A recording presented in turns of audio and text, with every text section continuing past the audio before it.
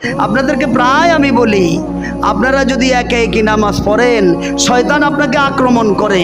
আপনি কি 1 রাকাত পড়ছেন না 2 রাকাত পড়ছেন, শেষ ভুলাইয়া দিবে আপনাকে। কি করে দিবে? আপনার ঈমান হালকা হয়ে যাবে। আপনি কত রাকাত পড়ছেন, কয়টা রুকু দিছেন, আপনাকে সে গ্রেফতার করে ফেলবে। নামাজে ভুল করে ফেলবে। ভুল করলে এটা আর কবুল হবে না, বলেন তো।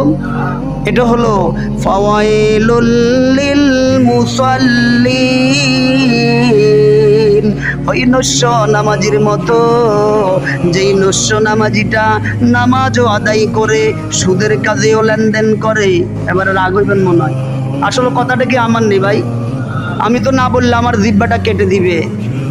সূরাতুল মাউনের মধ্যে হাফেজ সাহেব আছে, জিজ্ঞাসা করেন, সেখানে বলছে ফাওয়াইলুল লিল মুসাল্লিন। আল্লাহ কয়, ও দুনিয়ার মানুষ, ও দুনিয়ার ফেরেশতারা, তাকায়া দেখো, দুনিয়ার মধ্যে এমন কিছু নস্য নামাজি আছে যারা নামাজও আদায় করে মিথ্যা কথাও বলে, যারা নামাজও আদায় করে ঘুষের কাজেও লিপ্ত, যারা নামাজও আদায় করে সুদের কাজেও লিপ্ত, যারা নামাজও আদায় করে জিনার সাথে লিপ্ত।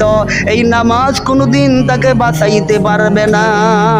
নামাজ হবে ওই নামাজ যেই নামাজে দাঁড়াইলে দুনিয়ার সব কিছু বান্দা ভুলে যাবে, যেই নামাজে দাঁড়াইলে মহান আল্লাহর সাথে বান্দার সম্পর্ক হয়ে যাবে, যেই নামাজে দাঁড়াইলে বান্দা যাবে রুকুতে, আল্লাহ কয় বান্দা তোর ফিটের মধ্যে মায়ার হাত বুলাইতে আসি, ভয় নাই ভয় নাই, আমি আল্লাহ তোরে দেখতেছি, তোর অন্তর আমার দিকে এসে গেছে।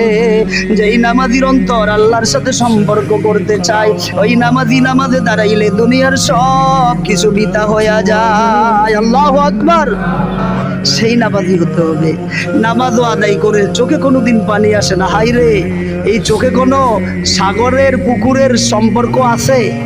এটা এমন একটা কুদরতি পানি, কেমন মালিক বানাই দিল। কয় ইমানদার, চোখের মধ্যে এত সুন্দর করে আমি মেডিসিন তৈরি করে দিলাম, চোখের মধ্যে কোনো পোকামাকড় পড়লে সাথে সাথে আমার মেডিসিন তারে আক্রমণ করে, তোমার চোখটারে হেফাজত করে।